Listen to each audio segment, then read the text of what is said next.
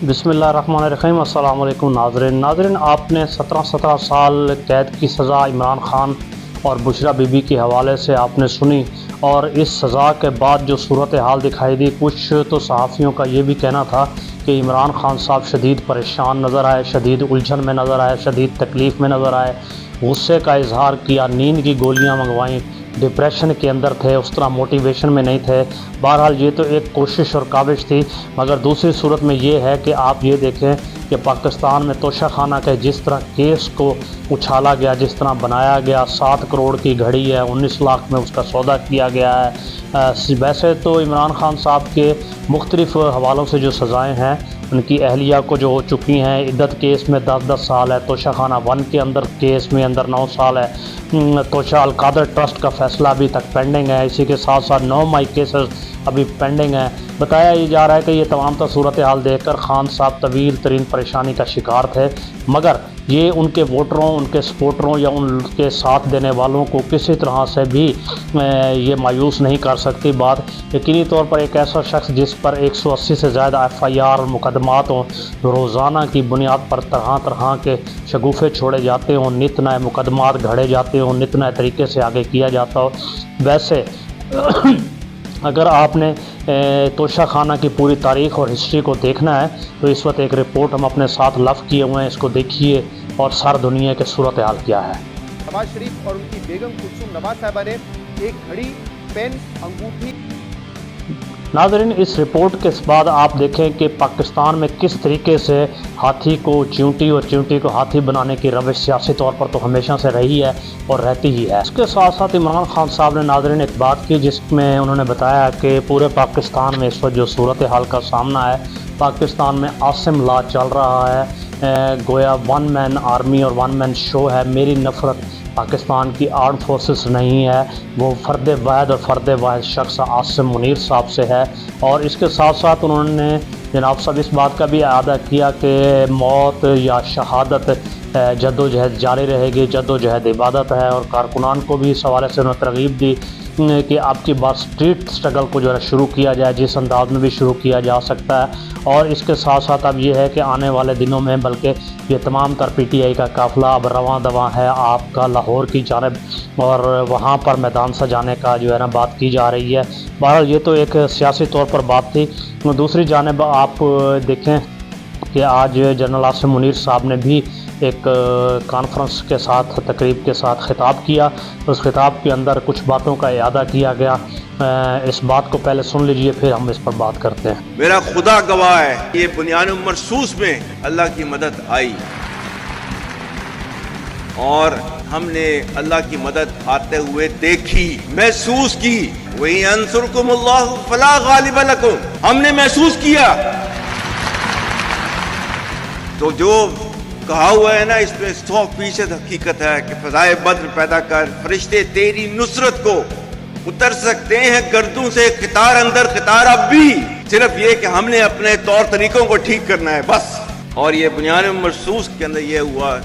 لا الہ الا اللہ وحدہ صدق وعدہ ونصر عبدہ۔ جی ناظرین، یہ صورتحال تو آپ نے دیکھی۔ یہاں پر اس وقت تک جو صورتحال ہے، جو سب سے زیادہ گھمبیر صورتحال ہے جس کی بات ہم نے گزشتہ دن کی ہے، کہ پاکستان بھی جو ہوگا غزہ میں جانے والی فورسز کے حوالے سے، پہلے تو یہ کہا جا رہا تھا کہ اگر مگر یا نہیں، مگر اب یہ بات واضح ہو چکی ہے کیونکہ ڈان نیوز نے ایک مکمل آرٹیکل میں یہ ظاہر کیا ہے کہ 19 ممالک جو ہوں گے اس کو فنڈ دیں گے۔ ویسے 70 ممالک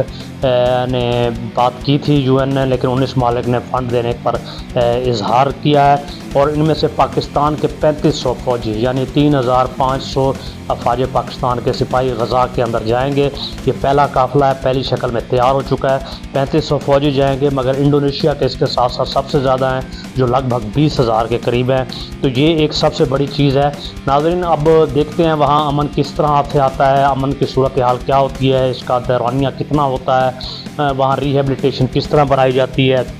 حماس کے فوجی یا مجاہدین کی جانب سے اگر فائر ہوتا ہے تو اس کو کیسے روکا جاتا ہے۔ ان کیس اگر پاکستانی افواج میں سے کوئی شخص فائر کرتا ہے تو کسی اسرائیلی یا حماس کے شخص پر فائر ہوتا ہے تو اس کو کس طریقے سے ٹیکل کیا جاتا ہے، یہ تمام تر باتیں تاحال اب تک واضح نہیں ہو سکیں، اور صورتحال یہ ہے کہ یہ چیز چلتی جا رہی ہے، آگے سے آگے بڑھتی جا رہی ہے۔ ناظرین، اگر آپ سیاسی طور پر، سیاسی فضا کے طور پر ایک چیز کو غور کریں اور غور سے دیکھیں اور سمجھیں تو پاکستان کے اندر سیاسی محاذ آرائی پی ٹی آئی کے چیئرمین بانی P T I Imran Khan ہو یا دوسری طرف جنرل عاصم منیر ہو، گویا دونوں جانب سے صرف فرد واحد یعنی ایک پرسنالٹی کو ہی سنبھالے ہوئے ہے، اور شدت اور انتہا تک جا پہنچی ہیں چیزیں، اور حالت یہ ہے کہ بتایا یہ جا رہا ہے کہ عاصم منیر صاحب کے خیال میں کہ قطعی طور پر ان کو معافی نہیں دی جائے گی، جبکہ عمران خان صاحب کے خیال میں کہ یہ ناجائز طور پر اس وقت سسٹم پر قابض ہیں، جن کا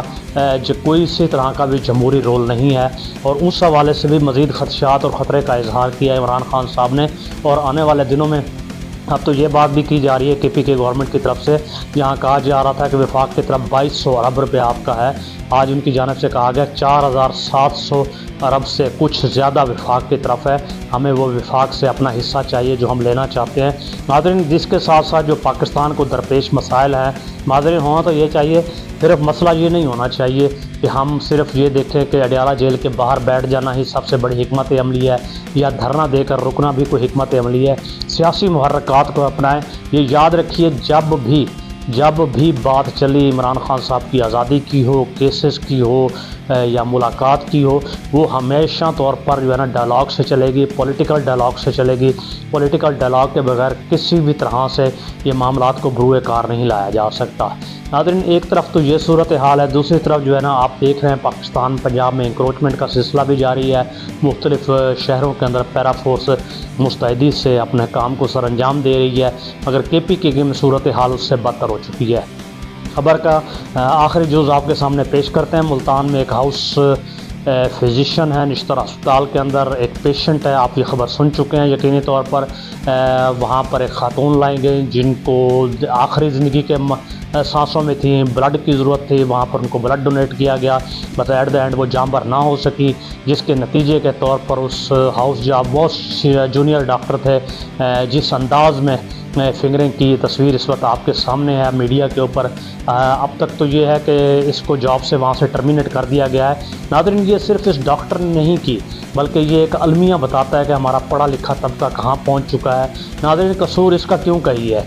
پیچھے آپ دیکھیے اس تصویر کے ساتھ ایک اور شخصیت بھی جڑی ہوئی ہے، وہ بھی اپنے آپ کو بہت بڑی شخصیت سمجھتے ہیں، مگر ان کا رول اور ان کا کردار بھی آپ کے سامنے ہے۔ یہ ہمیں ہی نہیں انگلی، یہ پوری پاکستان کی عوام کو دکھائی گئی انگلی ہے، اور یہ بتانا مقصود ہے کہ یہ آپ کی اوقات ہے، یہ آپ کی حیثیت ہے، اور یہ آپ ہیں۔ ناظرین، وہ چاہے ڈاکٹر ہو نشتر ہسپتال کا یا حکومتی یونان اقتدار میں بیٹھا ہوا کوئی شخص ہو، دونوں کی صورت ایک ہی ہے، بے شرم، بے حیا اور بے غیرت جہاں بھی ہوں، وہاں پر ان کی یہی کیفیت اور صورتحال ہوا کرتی ہے۔ مزید اپڈیٹس کے ساتھ پھر حاضر ہوں گے، اپنا گرد و نواز سب کا خیال رکھیے گا۔ السلام علیکم۔